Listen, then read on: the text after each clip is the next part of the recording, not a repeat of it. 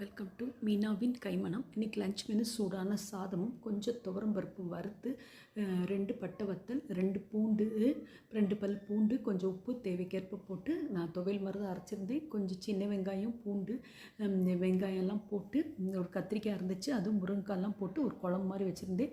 வீட்டில் செடியில் கொஞ்சம் பாவக்காய் காய்ச்சிருந்துச்சு, ஒரு 5-6 பாவக்காய் கொஞ்சம் இருந்துச்சு.